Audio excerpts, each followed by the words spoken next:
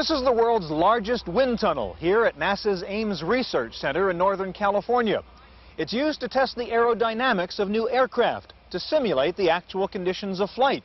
But when it comes to experimental planes like the new National Aerospace plane, which can travel at speeds up to Mach 25, this wind tunnel becomes useless.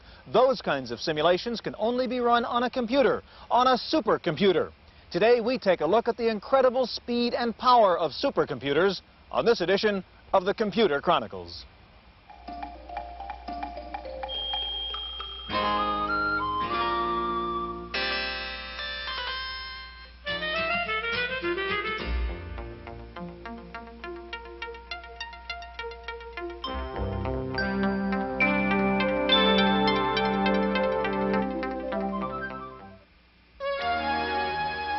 The Computer Chronicles is made possible by Leading Edge, makers of IBM-compatible computer systems, including word processing with spelling correction, communication software, and Hayes-compatible 1200 and 2400 baud modems. Leading Edge, with over 1,000 service centers nationwide. Leading Edge, leading the way to the information age. Additional funding is provided by McGraw-Hill, publishers of Byte. Byte's detailed technical articles on new hardware, software, and languages cover developments in computer technology worldwide.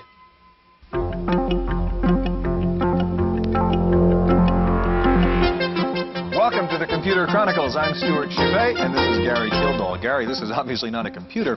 It's a model of the National Aerospace plane, the one I was just talking about. It's been nicknamed the Orient Express. It's designed to go at speeds greater than 15,000 miles an hour. That means Incredible. San Francisco to New York in 12 minutes. Now, you're a pilot in addition to being a computer expert, so I want to ask you, when these aeronautical engineers talk about aerodynamic simulation, what are they trying to find out, and why do they need a supercomputer to do it? Well, first of all, Stuart, I've never flown anything that even resembles something like this, and also I'm not an aeronautical engineer. But I understand what they have to do is they have to compute the pressure and stresses on the entire surface of the aircraft through its entire flight envelope, going from a takeoff to effectively its outer space and back to a landing again. So that what they do is they use a big supercomputer that's equivalent to, say, 50,000 PCs, and you go along and compute at every point in the aircraft the pressure and stress, and then you do that for the entire flight envelope and analyze the results, make the changes. But the thing that really concerns me, though, if it only takes 12 minutes to go across country, then what am I going to do with my laptop? No, we're not going to talk about laptops. We're going to talk about the latest in supercomputers today. In fact, we'll see the world's newest and most powerful supercomputer system, the one at NASA's Ames Research Center. We begin with a visit to the Numerical Aerodynamic Simulation Facility in Mountain View, California, where the heart of the system is a new Cray 2. Order! Freeze it! On March 9, 1987, NASA's Ames Research Center in Mountain View, California, inaugurated a new supercomputer-assisted aircraft design center. The colorful ceremony signaled NASA's determination to be at the forefront of computational fluid dynamics. 17 years ago, the Ames Research Center initiated an aggressive effort in computational fluid dynamics. That is, the solution of the mathematical equations that govern the flow of liquids and gases. The visionaries who conceived this program knew that aircraft design was a trial and error process, and one that required thousands of wind tunnel test hours. They believed that computational simulation techniques could be devised, and that these techniques could accelerate the aircraft design process. Up until now, computers in aeronautical design have allowed us to do things better. They have led to improved designs and greater efficiency in the design process. But with the vehicles that are now on the drawing board, like the aerospace plane, for example, NASA is enabling. It's not a matter of doing things better, it's a matter of doing them at all. At the heart of NAS, or the Numerical Aerodynamic Simulator, is the Cray 2, a 4-processor machine routinely performing 250 million floating point operations per second, with a burst speed of over 1.7 billion calculations per second. The main memory holds 256 million 64-bit words. It has the processing power of about 50,000 PCs. To keep the compact machine cool, circuits are immersed in liquid fluorinert.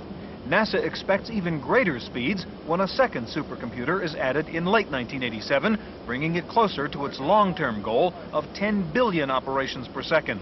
The massive power of the NAS hardware is aimed at solving the complex equations of simulated fluid flows. the fundamental problem we're attacking is to be able to simulate the flow over an entire aircraft configuration. That's the fuselage, the wings, the tails. And to do this in a manner that captures the essential physics of the flow field, which is quite complex. And generally, it's a turbulent flow field. So the flow is very chaotic and very complex. In addition, we've been able to do new flow fields that have never been done before in the areas internal to an engine, for example, flows inside the shuttle main engine. Aerodynamic simulation has become the preferred way to design aircraft that would otherwise require extensive wind tunnel testing. The supercomputer can graphically recreate the physical forces on a particular wing or fuselage design through a process called particle tracing. The engineer selects points along the design from which to release particles. By tracing the flow of these particles, he can discover areas of turbulence or stress. The next step is to make the changes needed to improve the aircraft's aerodynamic performance.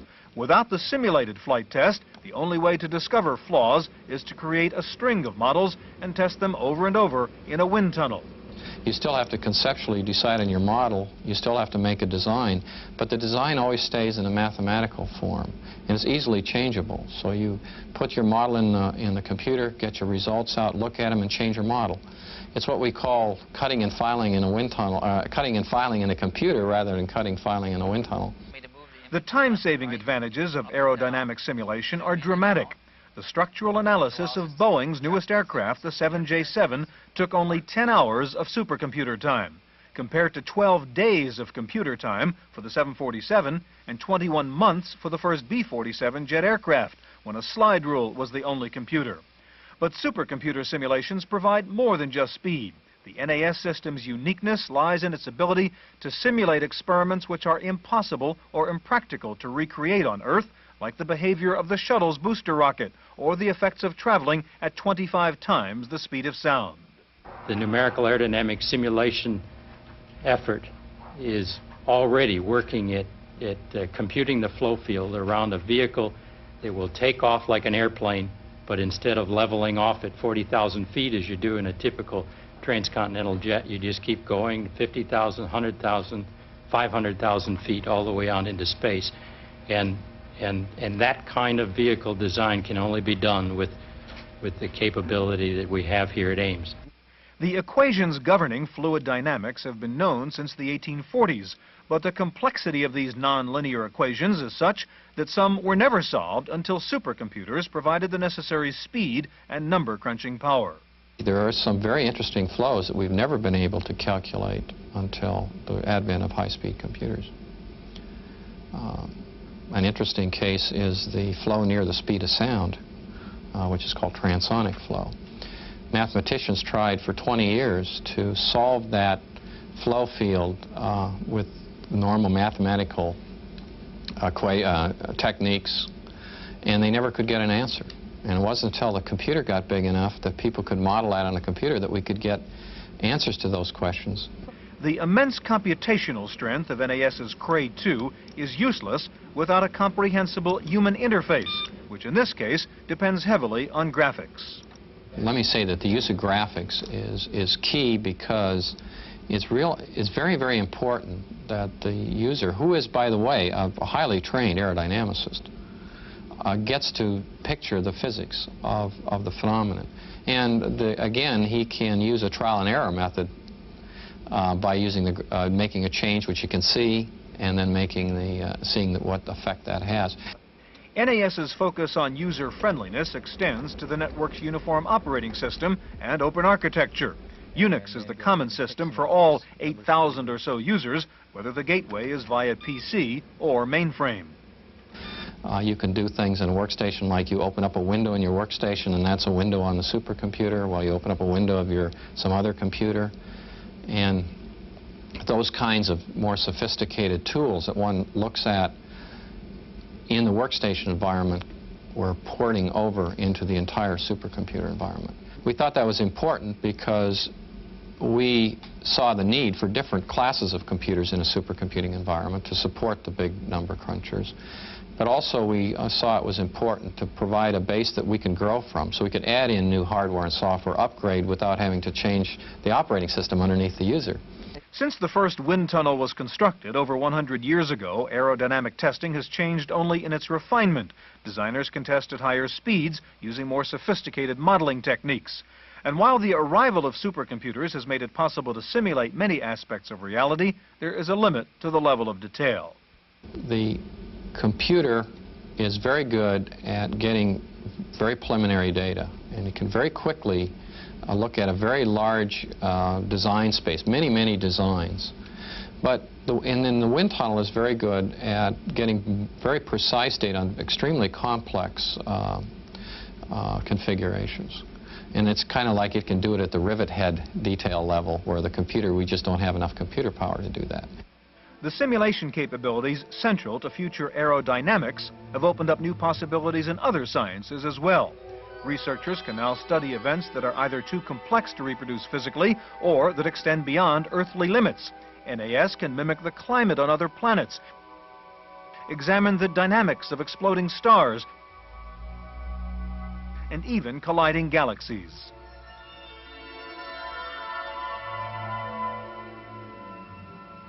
Ultimately, scientists at Ames expect the NAS system to become a kind of aerodynamic advisor, much like the expert systems based on artificial intelligence. One can conceptually conceive of doing, of actually being able to use a system that would really combine the aspects of how do I design it with how do I do the analysis to find out what kind of design is and then iterate on that. We have, in fact, done work in that area, but reasonably primitive, not to the whole, the idea of designing a whole airplane. That's a direction of research that is picking up momentum and is extremely interesting.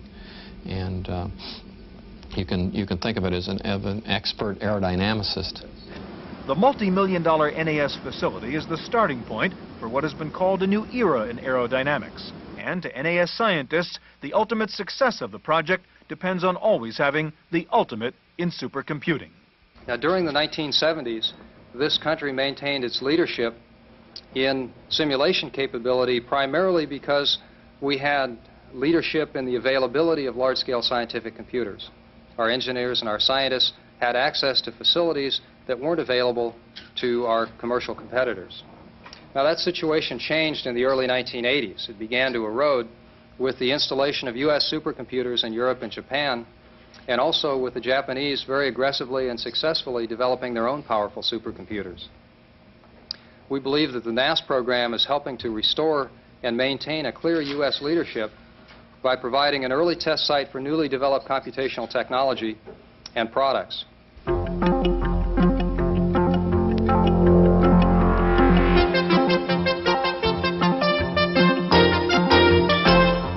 Discussion of supercomputers would be complete without talking about superconductors, material which enables electricity to travel faster and cooler than ever before. In research labs and on campuses throughout the world, scientists are literally working around the clock to surpass breakthroughs that happen nearly every day in this exploding field. The University of California at Berkeley is home for several such scientists, including Dr. Paul Richards. It really comes down to very technical, practical details.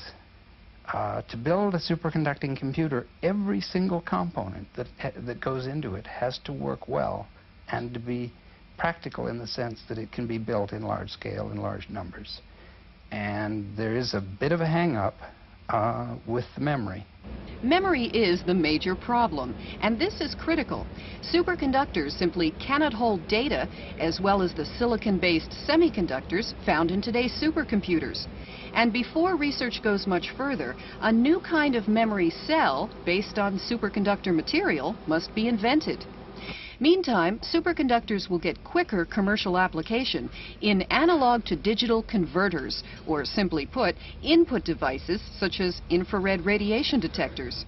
They will also be used in electromagnetic research that could ultimately lead to levitating trains or practical electric cars.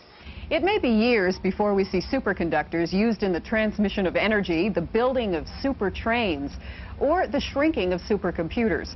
But it will happen, and the race is on. At UC Berkeley, for the Computer Chronicles, I'm Wendy Woods.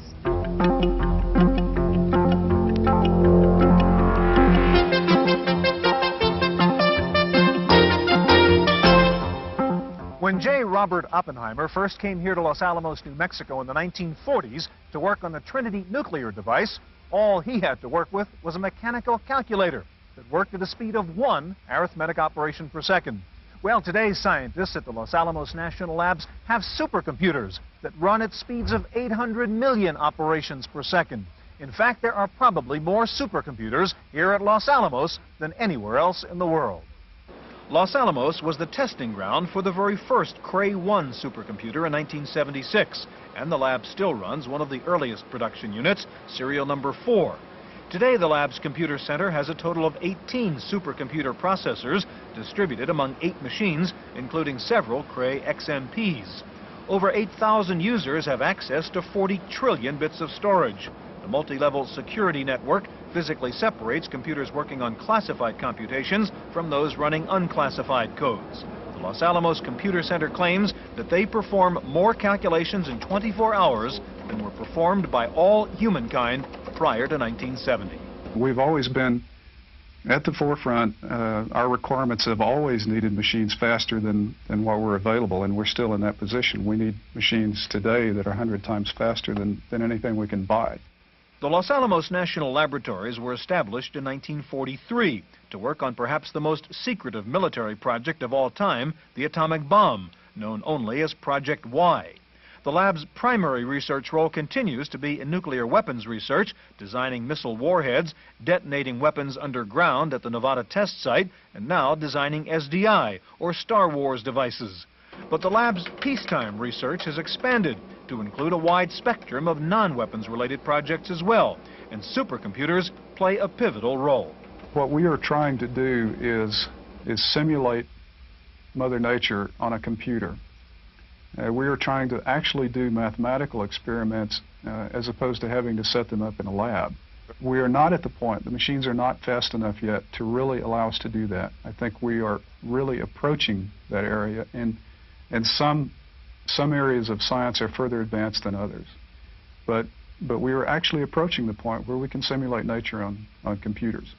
One of the many promising computer simulations is the Transient Reactor Analysis Code, or TRAC. The TRAC program simulates potential nuclear reactor failures, like this playback of the 3 Mile Island accident. Like NASA's simulator, TRAC relies on a graphics interface to indicate visually what is occurring. The color scale indicates the presence or absence of cooling water, where blue indicates water and red indicates steam. A modified scenario shows what would have happened if the accident had been properly handled. While the model was not designed to predict the course of a reactor failure, it can integrate sensor information and present it graphically, helping the operator to take corrective action before it's too late. In the past, what happened was, when you got your results from a computer, you got, on small computers, you get a page of numbers that you try to interpret. And as machines got more sophisticated, they were able to spit out more detailed data, and you started getting huge listings of printout. And it's very difficult to interpret that. Human beings are just not equipped to interpret that. What human beings are equipped to interpret are visual images. Recreating reality, or potentially real events, can be as frightening as it is exciting to watch. This model simulates a nuclear winter, the predicted climatic change that would occur after a nuclear holocaust. Smoke particles in the atmosphere would block out sunlight from a large portion of the Earth while permitting radiational heat to escape. The result would be abnormal cooling of the Earth's atmosphere. Blue particles represent the movement of smoke in the lower atmosphere up to 10 kilometers above the Earth's surface. Yellow indicates how the smoke would disperse at altitudes above 10 kilometers. Paradoxically, the lab's supercomputer facility plays a primary role in modeling the nuclear detonations that would create a nuclear winter. There are a lot of experiments that you can do in a laboratory that you can't watch happen. For example, a nuclear explosion in Nevada. You can't stand there and watch that happen. Whereas if you can simulate that on a computer, you can actually watch the interaction of the materials. You can see what's going on. And if you've done your mathematics and your physics well, what you're looking at is exactly what happens. The clarity of a pictorial simulation on a color screen can be deceptive. While the image is attractive, the underlying equations and algorithms are responsible for its accuracy. If you don't have good science, supercomputer is not going to help you, and you must maintain the elegant science. What we do is try to find codes, computer programs that are using a lot of time, and go to the owner and try to help them make the codes more efficient. And in doing that, we look at the algorithms and what's going on. Some of the most beautiful simulations at Los Alamos are part of a project that is exploring the interaction of a high-speed gas jet when injected into a gas of a different density, as much as 100,000 times more dense, at speeds of Mach 10 or higher. This phenomenon, which has been observed in outer space, is part of a research project into the fundamental physics of nature. We know a lot more equations than we can solve. And what you were forced to in the past, and we are still forced to it, to make more and more simplifying assumptions till we finally end up with a tractable set of equations. Now, if compute power goes up tremendously, and with parallel processing and faster chips and new technologies, you expect that to go up even further. What that then allows you is to go towards the more fundamental equations without the simplifying assumption, so that for the first time you really have a chance to compute the basic laws of nature as we know them. The flexibility of a simulated model permits the scientists to change rapidly the variables of velocity, density, and pressure of an experiment that no wind tunnel on Earth could recreate, and the computing requirements are massive. The computations we did just in the first 2 months of this year required as much computer time as I probably were able to use in the previous portion of my life. So basically what it allows you to really let your imagination roam and really begin to address fundamental physics issues, so that you don't try to hop like a butterfly from one flower to another one and just skim off a little bit. But I think with the resources which are available at the lab, if we couple them with a sort of environment which we really need now, one really can dig deep in a particular area. Karl-Heinz Winkler hopes for a time when his experiments will not be restrained by hardware or software limitations, but by his own imagination. And he believes that will require a radical change in computer architecture. Well, in terms of performance for an individual CPU, I think the supercomputers we have here already have a phenomenal track record. So if you get there an additional performance of a factor of 2 or 3, that would be just outstanding. So in order to get the orders of magnitude higher performance we really need, you're necessarily forced to parallel processing machines. That means you need hundreds of processors to do the job in parallel. And so I would expect systems to come up in the next 3 to 5 years, which are several hundred times in throughput one of these, now over 10 years old processors. As impressive as the supercomputers here are, they are nothing compared to what's coming.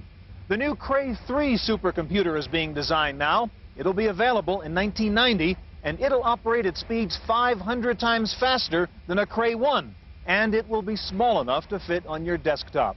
Indeed, one computer scientist here says that by 1990, you'll be able to get the speed of a Cray 1 in a desktop PC.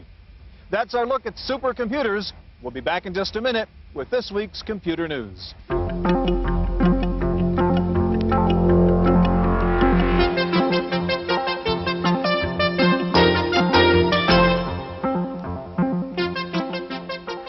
Chase sitting in for Stuart Chaffee. In the Random Access File this week, supercomputing news continues to make headlines. At the Los Alamos National Laboratory, work is being done to develop a mathematical computer model to determine the spread of the AIDS epidemic in the United States. This model will predict the spreading of the infection and the development of AIDS in various population groups. And looking for super speed without the super cost? Sky Computers of Lowell, Massachusetts produces a product called the Vortex AT board, which can be installed in your personal computer. The board allows an AT to work near supercomputer levels for a fraction of the cost. In the $10,000 range, the board is not meant for the occasional user, but it is a small price for companies who want to own their own supercomputer. In other news, there are reports of hardware problems with the IBM PS2 models 50 and 60. Software developers report phantom mouse and keyboard errors, which have eventually led to failure of the motherboard. In addition, there are reports of intermittent hard disk errors when running DOS 3.3. IBM, however, is standing by their machines. Service centers are replacing the system board in defective machines, and the company has contracted Microsoft to correct the problems in DOS. It's time for this week's software review. Here's Paul Schindler. When you wish upon a star. Jiminy Cricket's song from Walt Disney's Pinocchio. In this case, the star, though, is the Cricket Graph. It's probably the best business graphics package now available for the Apple Macintosh. Like most graphics packages, you can import data from elsewhere or start by filling in a table. This chart is a sample of what you can produce with the package. You have a choice of 12 different kinds of graphs. Among them are scatter, line and area, bar and column stacked or side by side, and pie charts. And for the scientist, there are polar and QC charts. Cricket Graph shows more flexibility than most packages. It allows you to easily select which information you want to plot on each axis. It redraws its graphics quickly, and it offers lots of variations within each graph type. Now, you decide whether you want your output to the screen, to a printer, to a word processor, or a desktop publishing program. Cricket Graph for the Apple Macintosh is $200 from Cricket Software in Philadelphia. For the Computer Chronicles, I'm Paul Schindler. A new conference for computer professionals has been announced. The World Congress on Computing will make its debut in Chicago in March of 1988. The conference, organized by the Interface Group of Comdex fame, intends to bring together manufacturers with the professionals responsible for the acquisition and implementation of business systems. Asher Technologies of Roswell, Georgia has come out with a facsimile product for IBM-compatible portables. The JT Fax connects to the computer via the serial port. It measures 1/2 inch by 6 inches and sells for under $500. First, there was computer-aided design. Now there's computer-aided writing. A company called TextGen of San Mateo, California, has developed a program by the same name that writes letters for you. TextGen creates a letter from your answers to a series of multiple-choice questions. If you don't like the letter, TextGen will try again or allow you to edit its letter manually.